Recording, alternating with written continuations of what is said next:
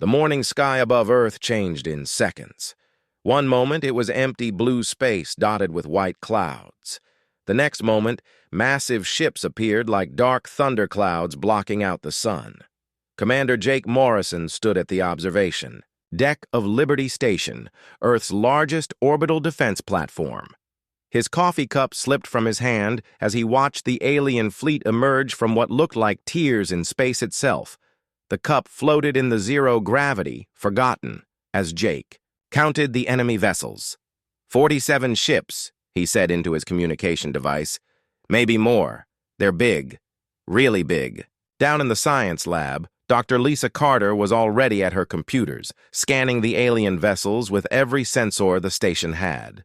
The readings made no sense. The ships seemed to be made of some kind of crystal that bent light around them. Their energy signatures were off the charts. "Jake, you need to see this," Lisa called through the intercom. Her voice was tight with worry. Jake pushed off from the observation window and floated through the corridors to the science section. Liberty Station was humanity's pride, a massive ring-shaped structure that spun slowly to create artificial gravity in its outer sections. But even this marvel of human engineering looked like a toy compared to the alien fleet. Lisa was staring at her main screen when Jake arrived. On it was a message that had been broadcast to every government on Earth. The text was in perfect English, which somehow made it more frightening. "People of Earth," the message began, "we are the Zephyrian Empire. We have claimed 47 worlds across 12 star systems. Your planet is now under our control. You have 72 hours to surrender completely. Your governments must broadcast acceptance of our rule on all communication channels. Any resistance will result in the complete destruction of your species. You have been warned." Jake read the message twice. "How did they learn our language so fast?" "They've been watching us," Lisa said. She pulled up another screen showing long-range sensor data. "Look at this. These readings show they've had scout ships at the edge of our solar system for months, maybe years. They've been studying us." The communication board lit up with incoming calls from Earth. Every military base, every government building, every space station in Earth's orbital network was trying to reach Liberty Station. Jake took the calls one by one, but the story was the same everywhere. The aliens had appeared without warning. Their ships were huge. Their weapons were beyond anything humanity had ever seen. General Frank Hayes called from the Pentagon. His weathered face filled the main screen, and Jake could see the strain in the old soldier's eyes.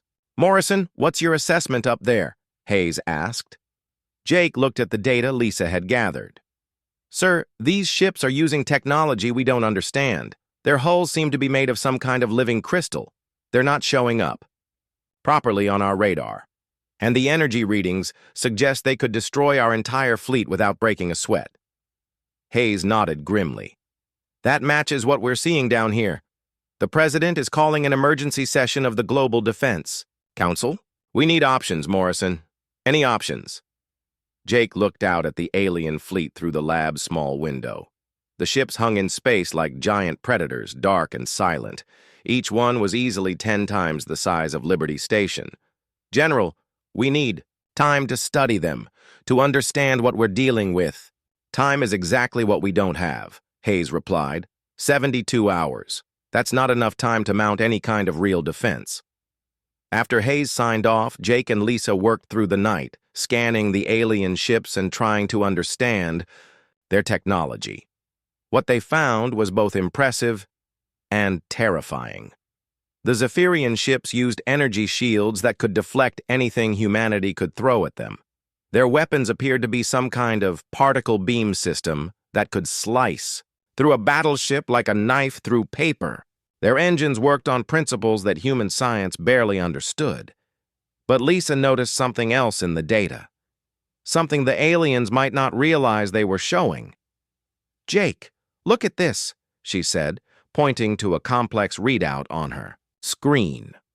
Their shields operate on a very specific frequency, and their communication systems use a rotating encryption that follows a mathematical pattern. What does that mean? It means they're confident, maybe too confident. They're not hiding their technology very well because they don't think we're smart enough to understand it. Jake studied the data. He had been in the military for 15 years, and he had learned one important thing. Never underestimate your enemy, but more importantly, never let your enemy underestimate you.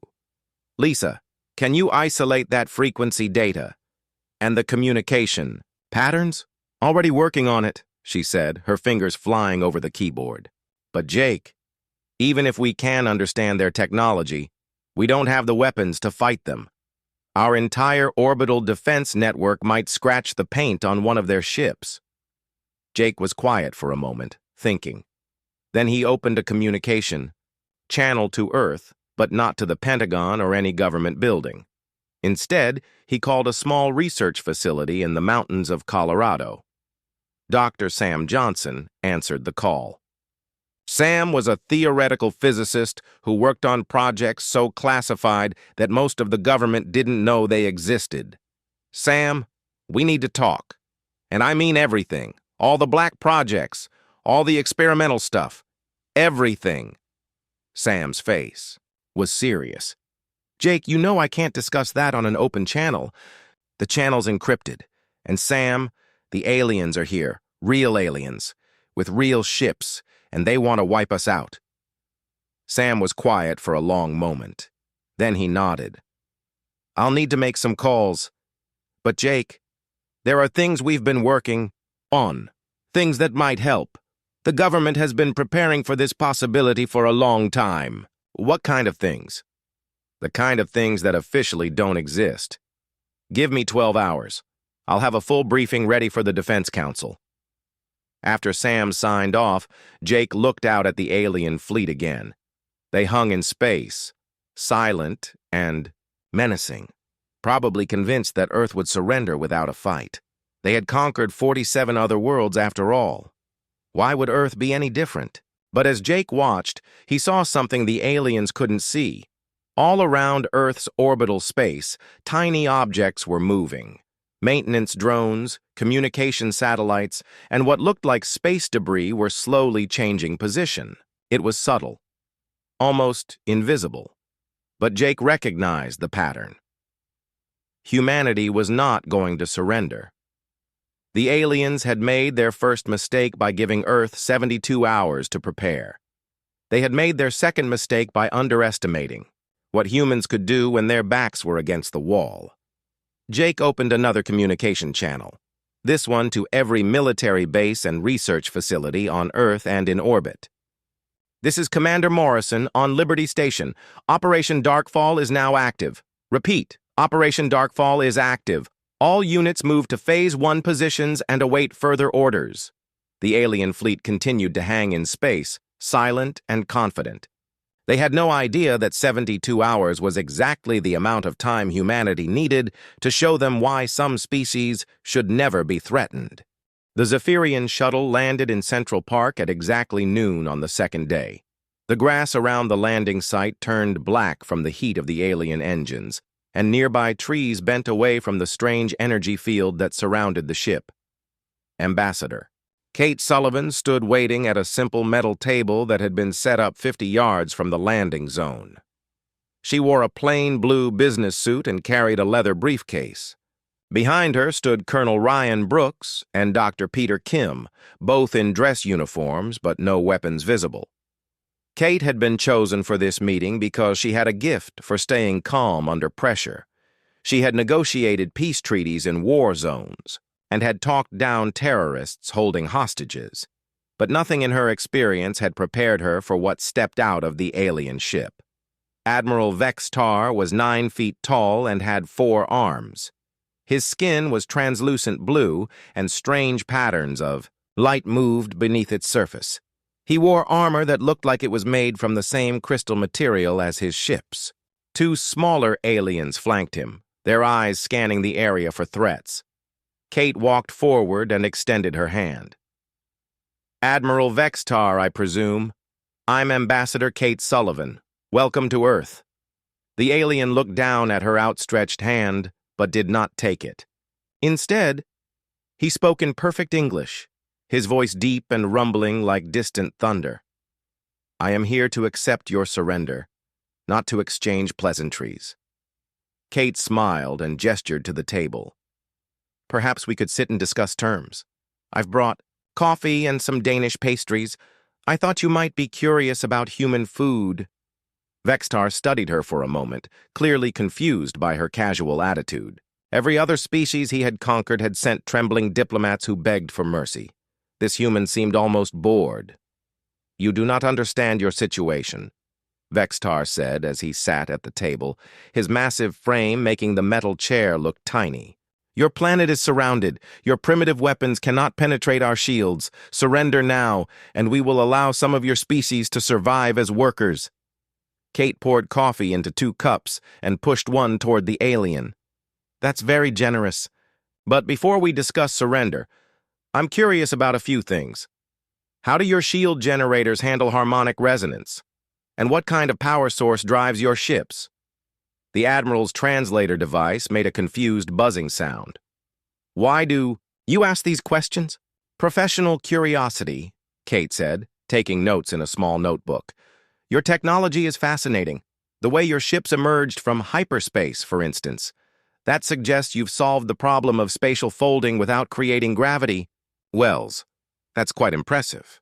Dr. Peter Kim leaned forward. "The energy signature from your ships indicates you're using some form of zero-point energy extraction, but the efficiency rates suggest you've found a way around the quantum fluctuation problem." Vextar looked from one human to the other.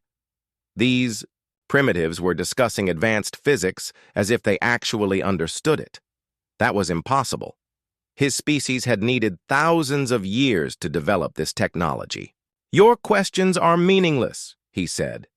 "You cannot comprehend our science."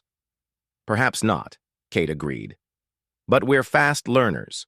For instance, during the 90 minutes since you landed, our sensors have mapped the basic structure of your ship. Your shield array uses a rotating frequency pattern, and your hull material appears to be a form of programmable matter." The Admiral's 4 hands clenched into fists. No species had ever analyzed Zephyrian technology so quickly. It should have taken years for these humans to understand even the basics. "You will cease this investigation immediately," Vextar demanded. Kate made another note in her book. "I'm afraid that's not possible. You see, Admiral, you've made this a scientific opportunity as well as a diplomatic one. My colleagues around the world are very excited about meeting an advanced civilization." While Kate kept the aliens busy with questions and small talk, Colonel Ryan Brooks was listening to a tiny earpiece that connected him to military headquarters. Every word of the conversation was being broadcast to scientists and engineers around the globe. In underground bunkers and hidden facilities, teams of researchers were analyzing every piece of data they could gather about the aliens, the way they moved, the materials their equipment was made from, even the mathematical patterns in their language. Colonel Tony Garcia sat in a command center deep beneath the Rocky Mountains, coordinating with resistance cells in every major city. The aliens thought they were negotiating with Earth's government, but they were actually providing intelligence to a network of military units that officially didn't exist. "Phoenix Team, this is Control," Garcia spoke into his headset. "Target analysis confirms the aliens use predictable patrol patterns. Begin Phase 2 deployment." Around the world, small teams of soldiers and engineers were moving into position. They carried equipment that looked primitive compared to alien technology, but it had been designed specifically for what was coming. Engineer Amy Watson worked in a facility beneath Detroit, making final adjustments to devices that had been built in secret over the past 5 years. The government had always known that first contact might not be friendly, and they had prepared accordingly. "Control, this is Detroit base," Amy reported. "EMP mines are ready for deployment. Frequency scramblers are online. Estimated effectiveness against alien shields is 60%. Marine Captain Steve Collins led his special operations team through the sewers beneath New York City. They had been studying the alien landing patterns and identified weak points in their perimeter security. New York team in position, Collins reported. Ready to begin equipment acquisition when ordered. Back in Central Park, the negotiation had been going on for 6 hours. Admiral Vextar was growing increasingly frustrated with the humans' refusal to take their situation seriously. Kate Sullivan had asked hundreds of technical questions, taken pages of notes, and somehow managed to turn a surrender meeting into what felt like a scientific conference. Enough, Vexatar finally said, standing up from the table. You have until this time tomorrow to broadcast your complete surrender. If you refuse, we will begin destroying your cities. Kate stood as well, closing her notebook. I appreciate you taking the time to meet with us, Admiral. Our scientists have learned so much from this conversation. We'll need to discuss your terms with our leadership, of course. There are no terms to discuss, Vexatar said. Only surrender or death. We understand, Kate said. 24 hours should be sufficient for us to make our decision. As the aliens walked back to their ship, Dr. Peter Kim whispered to Kate. Did we get enough? Kate smiled slightly. More than enough. Every question I asked was designed to make them reveal technical information. Their answers told us exactly how their technology works. Colonel Brooks spoke quietly into his radio. Control, this is diplomatic. Team, intelligence gathering complete. Recommend immediate implementation of Phase 3. The alien ship lifted off, leaving a circle of burned grass in Central Park. Admiral Vexatar was confident that fear would make the humans more reasonable. By tomorrow, he had seen it happen on dozens of other worlds. But as the shuttle returned to the main fleet, sensors throughout the alien ships began detecting strange energy signatures from Earth. Power grids were fluctuating in unusual patterns. Satellite networks were reconfiguring themselves. And most puzzling of all, large portions of the human population seemed to be moving underground. Admiral, reported one of his officers, we're reading massive energy spikes from the planet's surface. It appears the humans are activating some kind of planetary defense system. Vextar looked at the sensor displays with growing concern. Impossible. Our intelligence reports showed they have no weapons capable of threatening our fleet. Sir, the energy patterns don't match any known weapon system, but the power levels are increasing rapidly. The Admiral stared down at the small blue planet, suddenly unsure. Every other species had surrendered quickly once they understood the hopelessness of their situation. But these humans seemed to be preparing for war instead of accepting defeat. Maintain defensive positions, Vextar ordered, and increase sensor sweeps of the planet. I want to know what they're planning. What the Admiral didn't realize was that the humans had been planning for this moment for decades, and the 24 hours he had given them was exactly the amount of time they needed to turn his invasion fleet into the biggest mistake the Zephyrian Empire had ever made. When the 24-hour deadline expired, something impossible happened. Earth vanished. Admiral Vextar stared at his sensor displays in confusion. One moment, the planet had been there, glowing with the heat signatures of 8 billion humans and countless cities. The next moment, his scanners showed nothing but empty space where a populated world should be. Report, he commanded his bridge crew. Sir, all thermal readings from the planet have disappeared, his sensor officer reported. No energy signatures from cities. No communication signals, no life signs at all. That's impossible. 8 billion beings cannot simply disappear. Sir, visual scanning shows the planet is still there, but it appears to be completely dead. No lights from cities, no movement, no electromagnetic activity of any kind. Vextar had conquered 47 worlds, but nothing like this had ever happened. Planets didn't just go dark. Entire civilizations didn't vanish overnight. Send scout ships to investigate. I want landing parties in every major population center. First scout ship headed for London. As it descended through Earth's atmosphere, everything looked normal. The city was there, the buildings were intact, but there were no people anywhere. Streets that should have been filled with millions of humans were completely empty. The scout ship landed in Hyde Park, and a team of 6 Zephyrian soldiers emerged to investigate. Their leader, Captain Zethmore, led them toward the empty buildings, scanning for any signs of life. They had walked 3 blocks when the trap was sprung.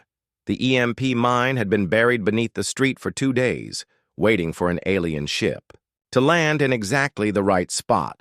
When it detonated, it sent out a pulse of electromagnetic energy tuned to the specific frequency that Dr. Lisa Carter had identified in the alien shield systems. The Zephyrian soldiers' energy shields flickered and died. Their weapons stopped working. Their communication devices went silent. Before they could react, humans emerged from manholes, storm drains, and basement windows. They wore makeshift armor built from industrial materials and carried weapons that looked primitive but worked perfectly. Sergeant Danny Murphy led the ambush team. He had been a demolitions expert in the Army before being recruited for this special operation. His team had practiced this exact scenario 100 times in the past month. "Take them alive!" Danny shouted as his people surrounded the aliens. "We need their equipment intact." The Zephyrians were fast and strong, but they had never fought an enemy that attacked from underground tunnels they couldn't detect. Within minutes, all 6 aliens were unconscious, hit by tranquilizer darts that had been designed specifically for their physiology. Similar scenes were playing out around the world. In Tokyo, Captain Helen Torres led a strike team that captured an entire alien survey squad using nothing but modified construction equipment and industrial electromagnets that disrupted alien technology. The aliens had expected to find cowering humans hiding in basements. Instead, they found empty cities that had been turned into giant traps. Every major landing site had been prepared with hidden weapons, concealed forces, and equipment specifically designed to counter alien advantages. Dr. Sam Johnson worked frantically in his underground laboratory in Colorado, analyzing the alien technology that the strike teams were bringing in. Each captured device taught him more about how Zephyrian systems worked. "Control, this is Science Team Alpha," Sam reported over the secure communication network. "The alien personal armor uses the same frequency-based shielding as their ships, but I've found a weakness. Their systems can't adapt to multiple frequency attacks happening simultaneously." Colonel Tony Garcia coordinated the global resistance from his command center. On his screens, he could see reports coming in from every continent. The plan was working better than anyone had hoped. Phoenix team reports successful capture of alien ground vehicle in Moscow, one of his officers reported. Berlin team has acquired alien communication equipment. Sydney team captured 3 aliens and their weapons. "Excellent," Garcia replied. "Phase 4 is now active. Begin reverse engineering operations." Around the world, humanity's best scientists and engineers were working to understand alien technology. But they weren't just studying it, they were improving it. Dr. Rachel Moore led a team of physicists in a facility beneath the Swiss Alps. They had been analyzing alien energy weapons for 18 hours straight, and they had made a breakthrough. "Tony, this is Science Team Beta," Rachel reported. "We've figured out how their particle weapons work, and we've found a way to make them twice as powerful using human manufacturing techniques." "How long until we can mass produce them?" 6 hours for the first batch, 12 hours for full production. The aliens had made a critical error in their invasion strategy. They had assumed that human technology was primitive because it looked different from theirs. But humans had developed along a completely different technological path, one that emphasized adaptability and rapid innovation over raw power. While the Zephyrians relied on sophisticated systems that took years to develop, humans were experts at taking existing technology and modifying it quickly to meet new needs. They had been doing it for thousands of years, from turning farm tools into weapons to converting civilian aircraft into bombers. Lieutenant Casey Williams floated in zero gravity in a hidden facility on the far side of the moon. Around her, technicians were working to retrofit human spacecraft with alien technology that had been captured in the first day of fighting. "Control, this is Lunar Base," Casey reported. "We've successfully integrated alien shield generators with our fighter squadrons. The new systems are actually more stable than the original alien versions." Major Ben Clark supervised weapons manufacturing in a converted automobile factory in Detroit. His teams had reverse-engineered alien particle weapons and were producing human versions that were simpler, more reliable, and easier to maintain. "The alien weapons are overcomplicated," Ben explained to his engineering team. "They have dozens of safety systems and backup protocols. We're stripping all that out and building weapons that just work." Meanwhile, Admiral Vextar was receiving increasingly disturbing reports from his landing parties. 3 scout ships had gone missing. 2 more had reported successful landings, but then lost all communication. The remaining ships were reporting strange energy readings from the planet's surface. "Sir," his tactical officer reported, "we're detecting massive industrial activity across the planet. It appears the humans are manufacturing something on a global scale." "Manufacturing what?" "Unknown, sir. But the energy signatures suggest advanced technology, more advanced than our intelligence reports indicated they possessed." Vextar studied the tactical displays with growing unease. This was not how conquests were supposed to go. The humans should have surrendered or been crushed by now. Instead, they seemed to be building something. "Sir, incoming transmission from the planet's surface," his communications officer announced. "Put it on screen." The image that appeared was not what Vexatar expected. Instead of a government leader begging for mercy, he saw a human in military uniform standing in what appeared to be a factory floor. Behind the human, workers were assembling devices that looked disturbingly familiar. "Admiral Vextar," the human said calmly. "I'm Colonel Tony Garcia, commander of Earth's Unified Resistance Forces. I wanted to thank you for the technology donations. Your particle weapons are quite impressive. We've made some improvements, though." The human held up a weapon that was clearly based on Zephyrian design, but looked different. Simpler, more efficient. "This is impossible," Vextar said. "Your species lacks the knowledge to understand our technology." Garcia smiled. "That's what every species probably told you. The thing is, Admiral, humans have a special talent.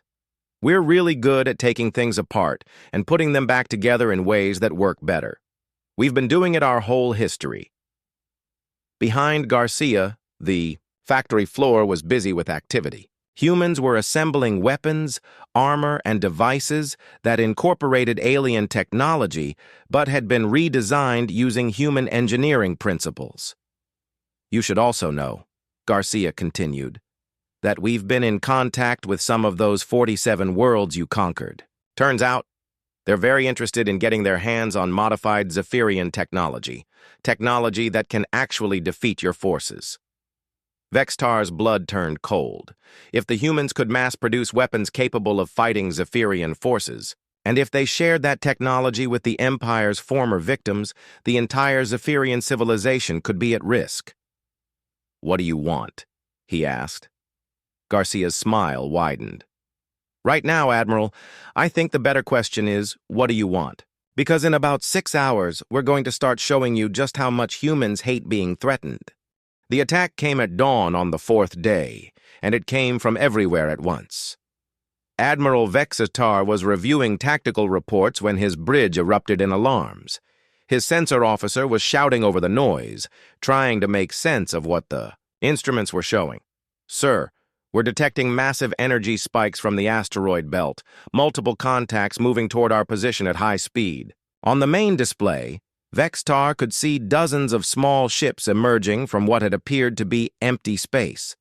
They looked like modified human spacecraft, but they were moving too fast and their energy signatures were all wrong. "Those are not human vessels," his tactical officer said.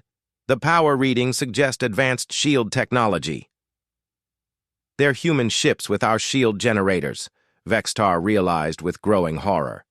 "They've been hiding in the asteroid belt, retrofitting. They're fighters with our own technology.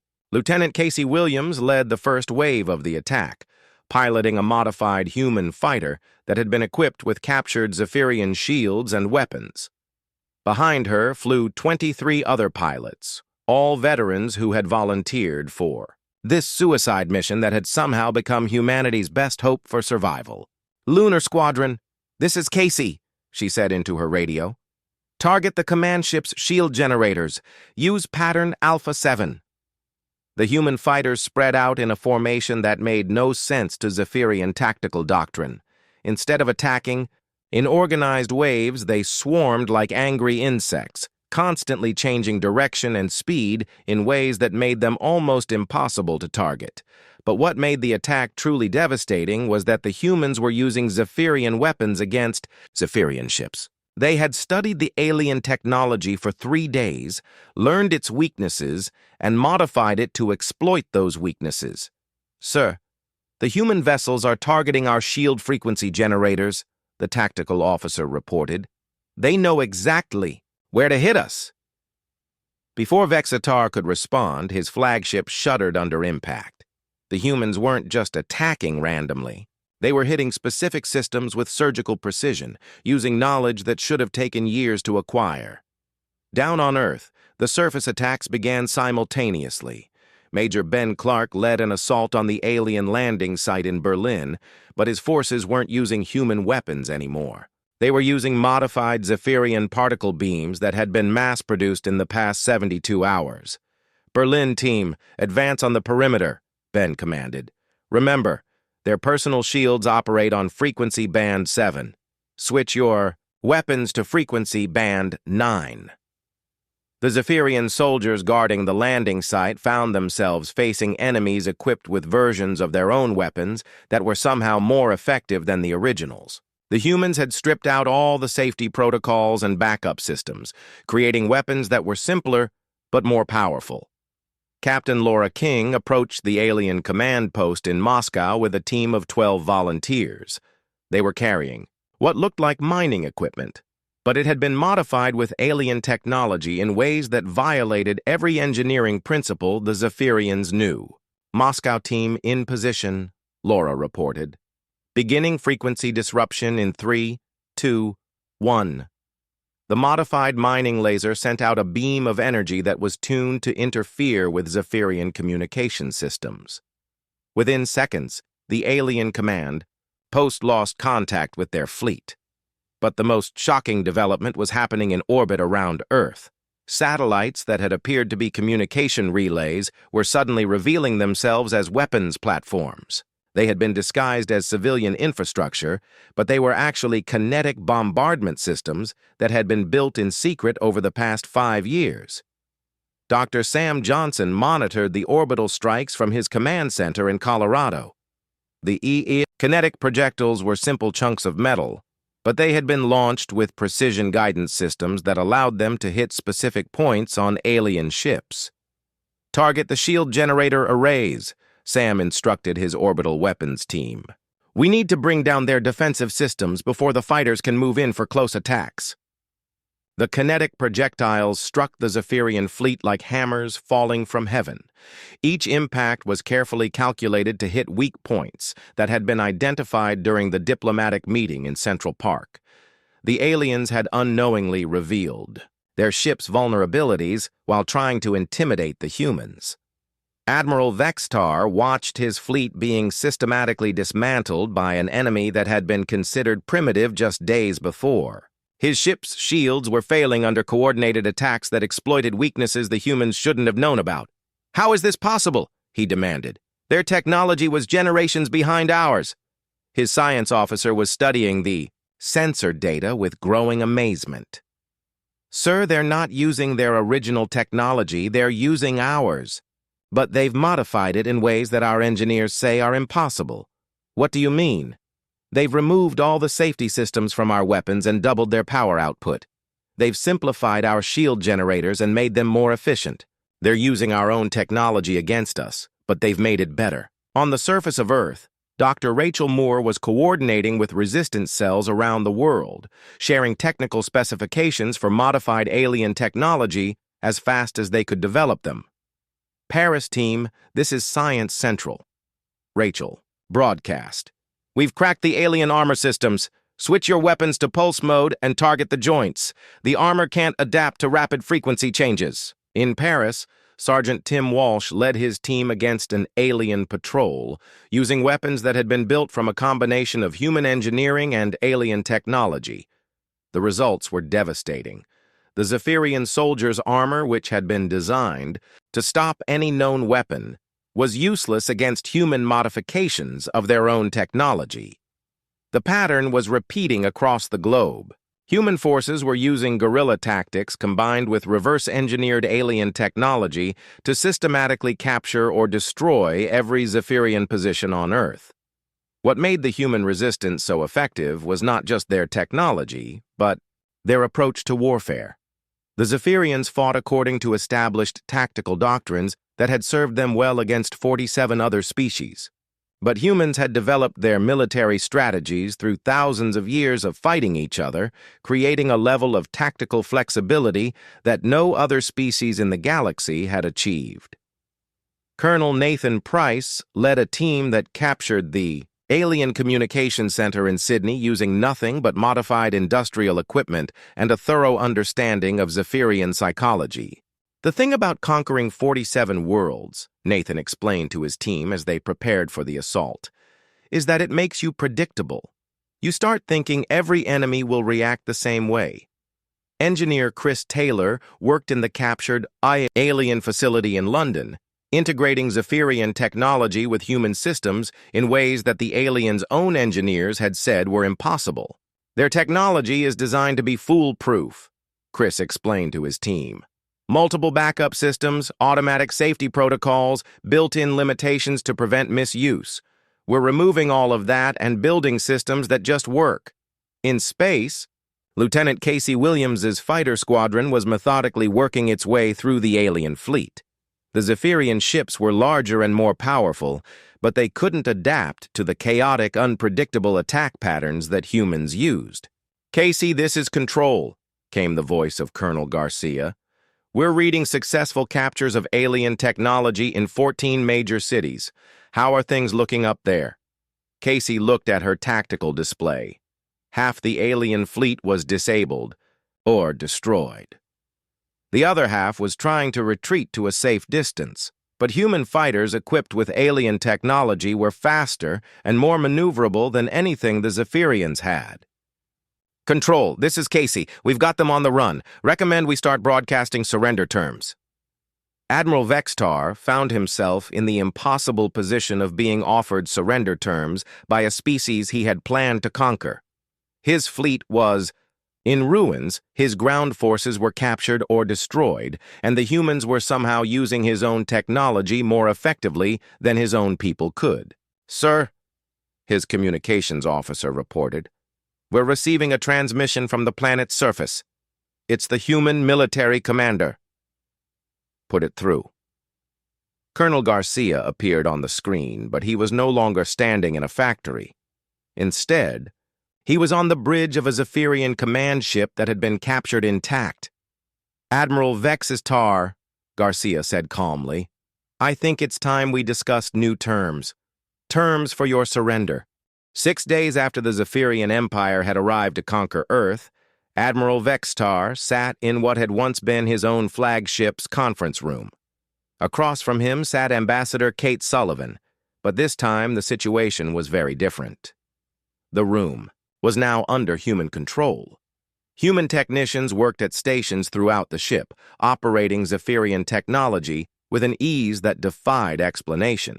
Guards in modified alien armor stood at every entrance, and Vextar himself wore restraints made from his own people's technology. "I still don't understand how this happened," Vextar said, his 4 arms hanging limply at his sides. Kate poured herself a cup of coffee from a dispenser that human engineers had installed on the alien ship. "It's actually quite simple, Admiral. You made 3 fundamental mistakes." "Mistakes? Our fleet had firepower equivalent to your entire planet's energy output." "That's the problem with firepower," Kate replied. "It only works if you can hit your target." And it only matters if your enemy fights the way you expect them to. Colonel Nathan Price stood near the conference table, reviewing reports from around the globe. Earth's resistance forces had captured or destroyed every Zephyrian position on the planet. The alien occupation force had been completely eliminated in less than a week. Your first mistake, Nathan explained, was giving us time to prepare. 72 hours might not seem like much, but humans are very good at working under pressure. We've had practice. Your intelligence report said your species had no advanced weapons. Vextar protested. Our intelligence reports were correct, Kate said. We didn't have advanced weapons. We had something better. We had the ability to build them quickly once we understood what we needed. Dr. Jennifer Walsh entered the conference room carrying a tablet full of analysis data. She had spent the past week studying Zephyrian technology and comparing it to human engineering principles. Admiral, your technology is impressive, but it's also overcomplicated, Jennifer explained. Your ships have 17 different backup systems for every critical function. Your weapons have dozens of safety protocols. Your armor has built-in limitations to prevent overloading. Those systems prevent catastrophic failures, Vextar said. They also prevent innovation, Jennifer replied. When we captured your technology, we stripped out all those safety systems. We removed the limitations. We simplified the designs. The result was technology that was more powerful and more reliable than your originals. Engineer Chris Taylor looked up from where he was working on a Zephyrian control panel. In the 6 days since the invasion began, he had become an expert on alien technology by taking it apart and rebuilding it according to human principles. The thing is, Admiral, your people design technology to be safe and predictable. Our people design technology to be effective and adaptable. When you gave us examples of your technology to study, you basically handed us the keys to beating you. Vextar shook his head in confusion. But how did you reverse engineer our technology so quickly? It took our civilization thousands of years to develop these systems. That's your second mistake, Kate said. You assumed that because we developed differently, we were less capable. But humans have always been good at taking existing ideas and improving them quickly. Captain Scott Davis entered the conference room wearing a uniform that combined human military insignia with Zephyrian technology. He had just returned from leading the first human expedition beyond Earth's solar system, using ships that were half human engineering and half captured alien technology. Admiral, I've got a report you might find interesting, Scott said. We made contact with 3 of those 47 worlds your empire conquered. They're very interested in the modified technology we've developed. Technology that can stand up to Zephyrian forces. Vexatar's expression showed genuine fear for the first time since the invasion began. You contacted our subject worlds? We contacted our new allies, Scott corrected. Turns out, people don't like being conquered. When we offered them weapons and ships that could fight Zephyrian technology, they were very eager to cooperate. Dr. Sam Johnson joined the meeting, carrying a device that looked like a Zephyrian communication unit but had been extensively modified by human engineers. Admiral, we've been monitoring communications from your empire, Sam said. The news about Earth has spread to every Zephyrian world. Your people are starting to realize that humans represent a threat they've never faced before. What threat? Your one planet. We're one planet that figured out how to beat your technology in less than a week, Sam replied. We're one planet that's already sharing that technology with your former victims. And we're one planet that's proven your empire isn't invincible. Kate leaned forward across the conference table. That brings us to your third mistake, Admiral. You underestimated what happens when you threaten human survival. Every species fights when threatened. Not like humans do, Kate said. Other species might fight bravely. They might resist occupation. But humans do something different. When our survival is threatened, we don't just fight back. We make sure the threat can never threaten us again. Lieutenant Casey Williams appeared on the room's communication screen, reporting from the bridge of a modified human spacecraft that was leading a patrol of the outer solar system. Admiral Vexitar, Casey said. I thought you should know that. We've detected 3 more Zephyrian fleets moving toward Earth. But don't worry, we're ready for them. That's impossible. Those fleets are equipped with our most advanced technology. So are we, Casey replied. Except our version works better. The screen switched to show an exterior view of Casey's ship. It looked like a human design, but it was covered with technology that was clearly based on Zephyrian systems. More importantly, there were dozens of similar ships visible in the formation around it. In the 6 days since your invasion began, Colonel Garcia's voice came over the communication system. We've built a fleet of 200 ships using modified versions of your technology. We've established manufacturing facilities on the Moon and Mars. And we've begun construction of deep space installations that will allow us to project power throughout this region of the galaxy. Vextar stared at the display in shock. In 6 days? That's impossible. That's human engineering, Chris Taylor said from his workstation. We don't spend years planning the perfect solution. We build something that works now, and we improve it as we go. Ambassador Kate Sullivan stood up and walked to the large window that showed Earth hanging in space below them.